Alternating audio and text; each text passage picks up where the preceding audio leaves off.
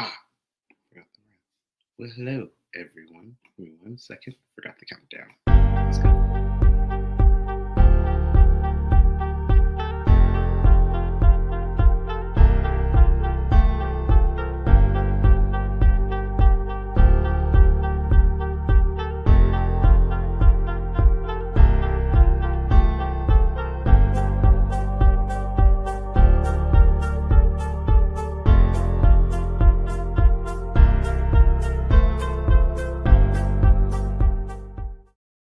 Oh, hello, everyone, and welcome to the Joy Gym, where every weekday at 5 p.m. Pacific Standard Time, 8 p.m. Pacific Standard Time, we practice different mental exercises to help us cultivate a greater sense of joy in our lives. That's right, you heard me correctly. I said mental exercises because our brain is a muscle. So, just like any other muscle, there's exercises we can do to strengthen it, build resilience, and reteach it to condition itself to default to another state, which can sound like a lot of jargon. But basically, what I'm saying here is if you think about any sport, right? Let's take Michael Jordan. Michael Jordan was one of the greatest basketball players of all time, but he didn't always have perfect form. He didn't always have such a great dribbling and ball handling ability. In fact, the way his body naturally practiced or naturally played wasn't up to snuff. He actually ended up getting cut, or I think never even making his high school basketball team. That means that the way he instinctively played wasn't up to the degree of the challenge, wasn't up to play at the level of high school basketball. So he had to retrain his body. He had to teach his body the proper way to dribble, teach his body the proper way to shoot. And from that, he was able to, it got to the point where it was almost like second nature. This man could drive and could dribble, could shoot, could weave through the court like he had like it almost as close as he could naturally breathe because he reconditioned his body. He trained his body to make its default setting one of incredibly high quality and performance. And it's that same concept that we're applying here, but with joy. We do different mental exercises to make retrain our brain to make its default state a state of joy, peace, serenity, calm, different emotions like that. So that's why we're here. And it involves a guided breathing exercise and a guided meditation. The guided meditation changes every day of the week. Today is Monday, Mindfulness Monday. So we will be doing a mindfulness based meditation. Anything else to note? We're also going to practice adding particular themes to what we're doing. And today is all going to be around mindfulness and stress because Lord knows I have had a pretty stressful day. As you all know, we recently turned the Joy Gym from something I was had been doing as more of a hobby to a full blown business. And being a single business owner and making this business the sole way that I earn money has been quite a challenge. And even today, we probably had meetings from 10 in the morning all the way through now. And when we started, or once I got here or was ready to go, maybe at like 7:50, 7:55, and anything that could have gone wrong with my computer went wrong. Wi-Fi went down multiple times, the camera wouldn't work, Google wouldn't load, Edge wouldn't load. So it was like stressful, to be this is the last meeting of the day, to be ready to go, and to literally spend 20 to 25 minutes troubleshooting every single problem that I could imagine. But I realized that's a perfect opportunity to practice mindfulness. And that's what we're going to practice today. We're going to practice offering mindfulness for our stress to help us develop healthier and happier tools to deal with stress. So, to do that, let's talk a bit about stress. In this situation of stress, we're going to use Hans Selye. I can never pronounce his last name. Seyle. He is known as the grandfather of stress. He's the first person to really do stress research. And paraphrasing here, one of the ways he defined stress was adaptation energy. So what does that mean? Adaptation energy. Basically, it means that stress for us can be caused in humans whenever we have to adapt to a situation. So by that example, it gives a really wide umbrella for stress. So if you're hungry, let's say your body needs food that you have to adapt. Your body's going to have to find a way to navigate and maintain performing at a high degree while not having everything it needs. Same thing if you are tired. Same thing if you are in a situation where maybe you have to adapt. Let's say there's a test you're studying for, so you have to adapt to be ready for that test. Stay up late studying.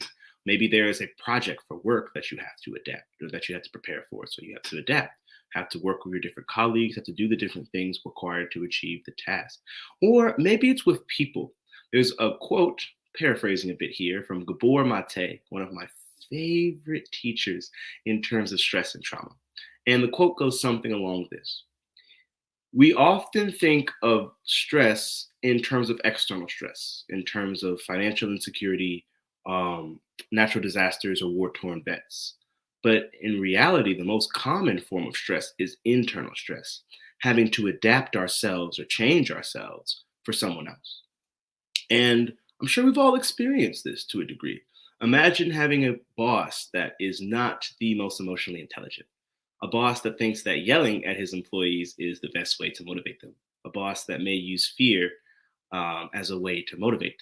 In all those situations, sometimes even thinking of the boss can bring up that stress response in us because we know every time we're around him or her, we have to adapt. And again, that adaptation energy, the energy it requires us to adapt to situations that are outside of our comfort zone or our homeostasis, can cause stress. Same thing happened to me today in this situation. What I wanted was just for us to be able to start at 8. So I was here, I was ready, everything was up to go, but I had to adapt. The fact that the computer wouldn't work, so I had to try to change the Wi-Fi. Then the camera wouldn't turn on, so I had to change the settings on the camera. Then the Wi-Fi wouldn't work again, so we had to try new browsers. Like all of this adapting to the situation. And another major thing to note when we talk about adaptation energy, especially when it comes to interacting with people or things, is this draining of our adaptation energy, this creation of stress, can be even amplified if it's against what we desire. So, for instance, my expectation was to start at 8. I was here, I was ready. But I had to adapt against that expectation because there were all these things that happened. Our expectation is to have a place where we work and don't feel stressed, where we don't feel belittled or demeaned. But if we have a manager or a boss that doesn't create that environment, we have to adapt. And it's going against what we expect. And that can create even more stress. So, we talked a bit about stress. Now let's talk into stress relief. So, what does mindfulness do to help us alleviate stress? Now, the thing is, oh, we have a comment. I love learning out about this stuff, so I didn't even notice we had a comment. Let's see. So true. Oh, thank you, Amber. It is good to see you again. I am glad this is resonating with you. So, when we talk about um, when we talk about mindfulness and stress, right? What mindfulness does is mindfulness allows us to observe what's happening in our reality in a non-attached and non-judgmental way. We already talked earlier about how with stress, it can be, or that adaptation energy, the energy it takes to adapt to a situation, can be amplified if it goes against our expectations. So if we expect for a situation to go a certain way, if I expect to start at 8 p.m., but it ends up we had to start at 8:20 for all these different reasons, then that can it did cause stress because we had to adapt against our expectations. But it was a perfect opportunity for mindfulness because, like I said, we break these things down to its component parts and we observe them in non-attached, non-judgmental way. What this meant in this situation was that instead of getting caught in the thought loop, so for me, stress normally manifests in my chest, and then I start thinking about what's causing me stress, and then that causes more feelings in my chest, which causes more thinking, which causes more feeling, and we go into this stress cycle, this stress loop. With mindfulness, I was able to break that cycle up a bit. So instead of going, and all this typically happens on autopilot. So instead of having the sensation of the chest, which I'm not even aware of, and going straight to the thoughts, putting all of my attention, my awareness into what I'm thinking about how I'm stressed. Oh, this should be different. I should be able to work immediately. I need a new computer. Was considering getting a new computer, but with the business, we take some time before we can make that upgrade. But instead of jumping straight into that loop, what I did was spent some time to observe the different things that were happening. Okay, so what's coming up right now as we're waiting for this session to start? I noticed that there are thoughts around frustration and anger and wanting this thing to start on time. There's fear of potentially not showing up as a professional business person. There's fear of the brand of the Joy Gym going down. There's disappointment in myself and fear of disappointing the people who come to see this show. So we were able to break apart what was happening, that automatic cycle of sensations and thoughts. At least in the mental area, we were able to observe those thoughts in a non-attached and non-judgmental way. And in that process, relaxation started to happen. And then did the same thing with the sensations. Okay, we notice what's happening in the mind, what's happening in the body. Interesting. There's some tightness in my chest area. It feels like my chest is like scrunched up and also being pulled at the same time. Okay, let's observe this. See what comes up. Ah, the sensations are changing a bit. Now, as I'm observing it, they're starting to loosen up a bit. Because the crazy thing about stress, about pain, about any experience is that when we're unaware of all the different components that make up that experience, they multiply. But when we can practice mindfulness, break it down to its parts, and observe it in a non attached and non judgmental way, all the components of our experience are added together. So, what does this mean in this situation? When I was stressed and wasn't paying attention, the sensations in my chest, the thoughts in my head, and that feedback loop. And we were able to break that because there were multiple things happening. There was those sensations, there were those thoughts, and there was other things, but to simplify, we're just going to talk about those two. So what was happening when I wasn't mindful, when I was just focused on, okay, let's get this thing started as soon as possible. And the anxiety came up and the rushing came up. And all of a sudden we weren't practicing what we were about to teach. So I was like, wait, we're not practicing what we're about to teach. So then when we actually applied the mindfulness, we could break it down to notice the mental chatter, to notice the sensations, to notice the relationship between the two, how the sensations of stress brought about more mental chatter, which brought about more sensations. And that's what we talk about when we say that when I was not mindful, it multiplied.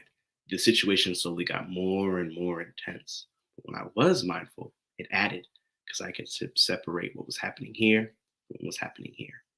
And that's what we're going to practice today. So, what I'm about to do, about to grab my trusty sound bowl. We're going to hit it 3 times. We're going to do a slightly shorter meditation since we had a longer explanation. And then we're going to begin to wrap things up. So, without further ado, let's do it.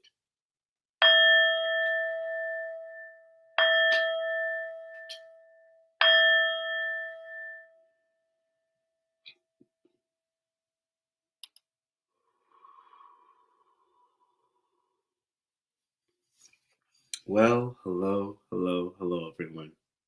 And thank you so much for joining in today's guided meditation. Today, we're going to practice mindfulness and how mindfulness is tied to our stress response, how mindfulness can help us alleviate stress. As always, we're going to begin with a guided breathing exercise. So to do that, I'd like to invite you to find a comfortable position. You can be seated, standing, or lying down. As long as you are comfortable, as long as you are in a position where you don't have to strain or struggle to maintain the position. The body almost holds itself up. If possible, I'd like to invite you to place your attention or to keep your spine erect but not rigid. I'd like to invite you to close your eyes or lower your gaze when it is safe to do so and when you feel safe doing so. We will begin this meditation by taking a few deep breaths. We will breathe in through our nose for 4 seconds and breathe out through our nose for 6 seconds.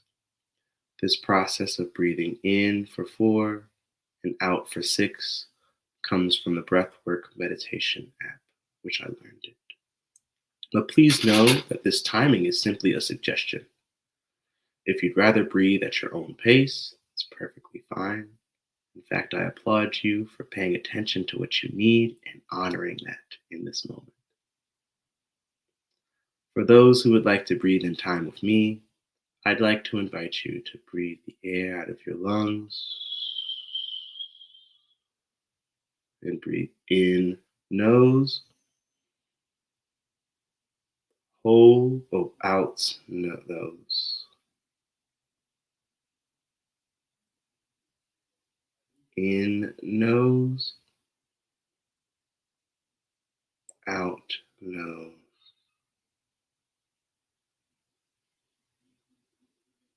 in nose, out nose, in nose, out nose, in nose, out nose. And last time, in nose, out nose.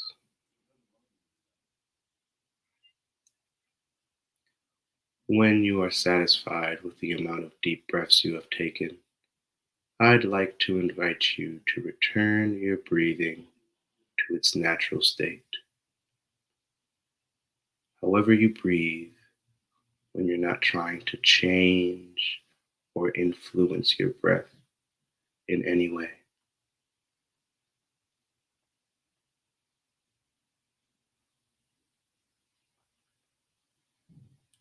When you are ready, I'd like to invite you to place your attention, your awareness on the sensations you feel in your body as you breathe.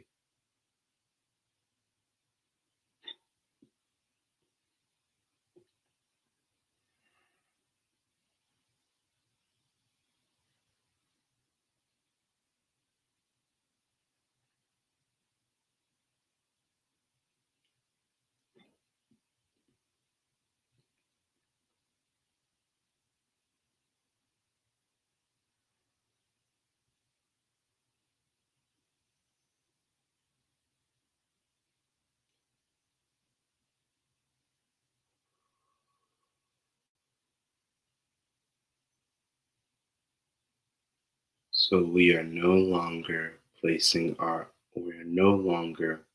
purposefully changing or altering our breath. We are simply placing our attention on the sensations we feel as we breathe naturally.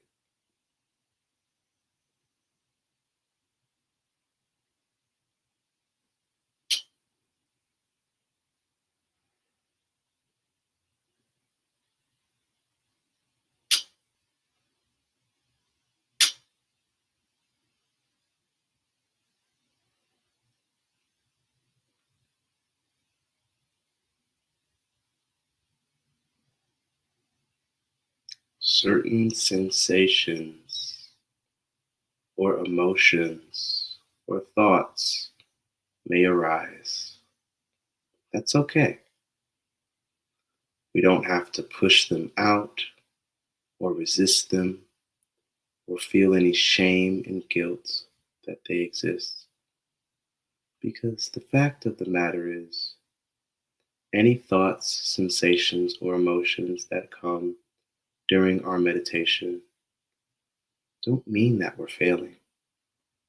No matter how many times our thoughts or we get carried away with our thoughts, it doesn't mean we're failing or that we're doing a bad job meditating. It's simply a part of the process.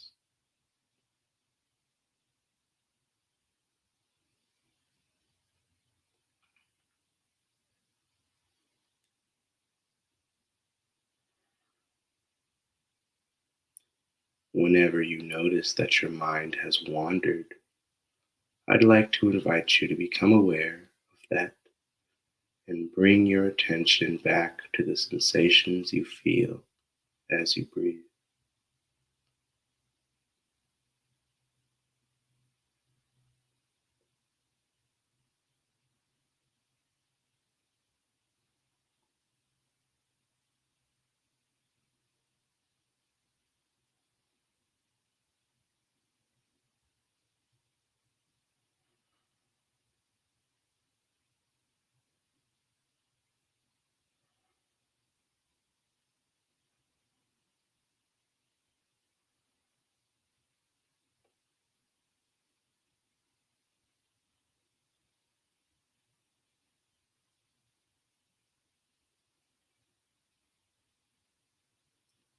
Mindfulness is about observing what arises in any given moment in a non attached and non judgmental way.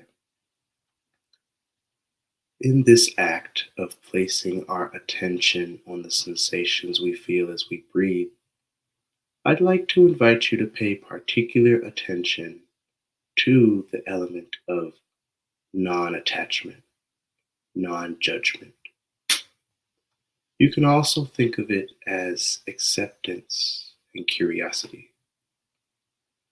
As you place your attention on the sensations you breathe, if you notice that your mind constantly wanders, or that you can't keep your attention on the sensations for very long, that's okay.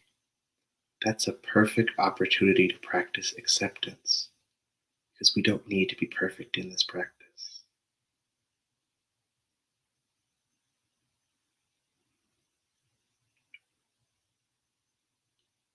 However, you feel like you're doing, or however many times you get distracted and your mind wanders, whenever you notice, I'd like to invite you to practice acceptance by simply shifting your attention back to the sensations you feel as you breathe.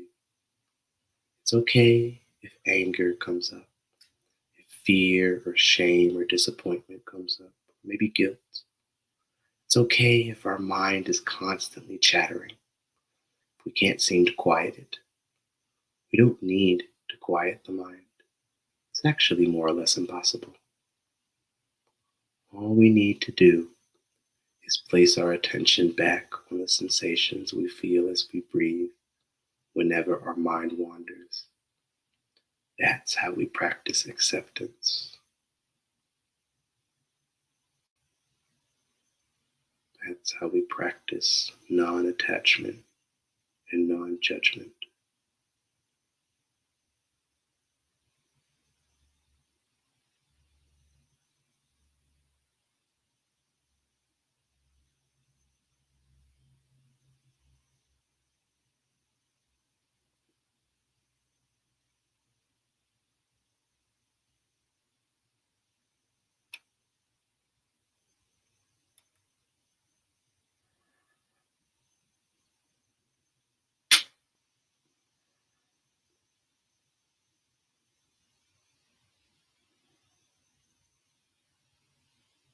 When you are ready, I'd like to invite you to let go of this practice. When you are ready, you may slowly flutter your eyes open and look around the room to better ground yourself in the space that you are in.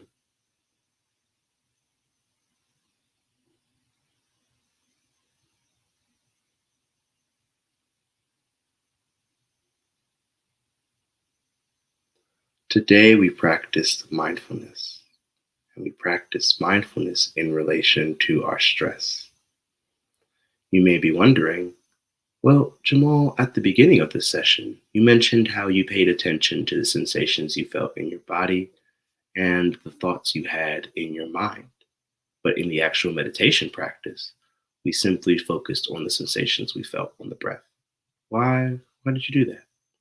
Well, just like how Michael Jordan couldn't learn how to cross someone up or shoot a three-pointer if he didn't know uh, how to do a basic how to dribble or how to shoot a layup. These are foundational skills. Amber Young says, "Thank you, Jamal. So good." You are welcome, Amber. It's so good to have you here. Always, I love audience engagement. So, it makes me so happy. I appreciate you. But as we were saying, when it comes to dealing with or using mindfulness to deal with stress, we have to remember that these are tools, these are muscles. And just like how if you are learning, let's take a baby. A baby who is just learning to walk may not have the muscles to stand up and walk for very long. They're still being developed. So you wouldn't want to put that baby in a marathon. It's going to take a while for the baby to develop muscles to be able to use those muscles when in a competition. or in a situation where the stakes are a bit higher or it's a little bit more difficult. It's the same situation here. One of the hardest times to use mindfulness and meditation, but one of the times where it's the most effective, is when we are activated by difficult emotions. However, if we're ever going to get to the point where these tools can serve us well in those moments, we have to slowly build those muscles. And that's what we did today. We talked about what we can do with meditation and mindfulness, but we practiced the basic building blocks of those skills so that with time and consistency, they can apply to even some of the more stressful and difficult situations. And we did that by focusing on the breath.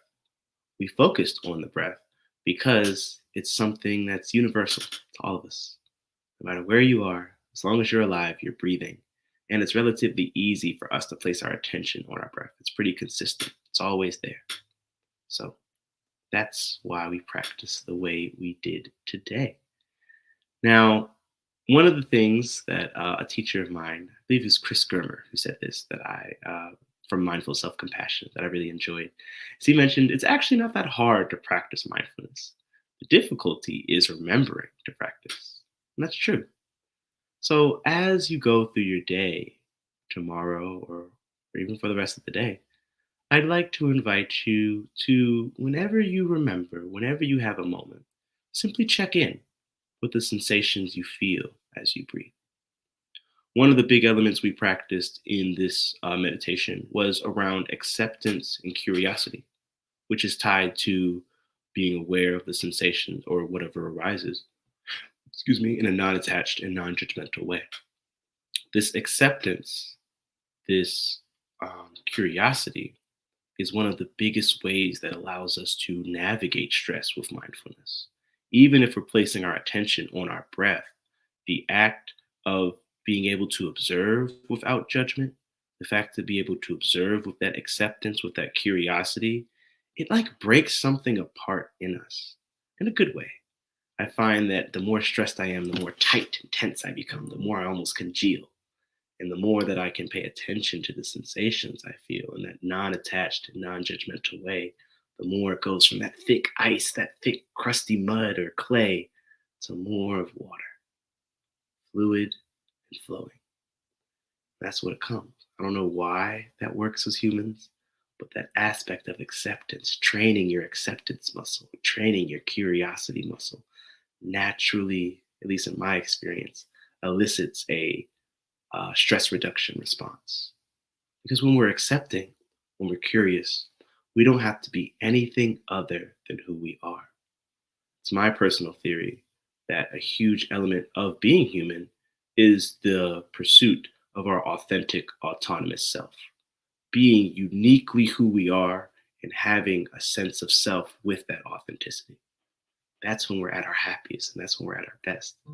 And mindfulness, we slowly build the muscle to allow for that. Because I don't know about you all, but in my experience, everything else I do in life requires me to perform or produce at a certain level. That doesn't apply with mindfulness because we're observing how things come up as they are in a non attached, non judgmental way with that acceptance and curiosity. And that means whatever arises, it's okay. That's what I love so much about it. That's what helps it relieve stress for me. I hope that it's what helps relieve stress for you. So that is all we have for today. Thank you all so much for coming. As always, or just a few closing remarks before we close out, we do this room in 3 places at once. We do it on LinkedIn, we do it on YouTube, and we do it on Clubhouse. So what we typically do is I will close out a little bit earlier on LinkedIn and YouTube, and we will have a slightly longer conversation on Clubhouse. So that's what we're going to do today. So thank you, LinkedIn. It's been real. Y'all did a great job today, and I hope you keep up the good work. Bye.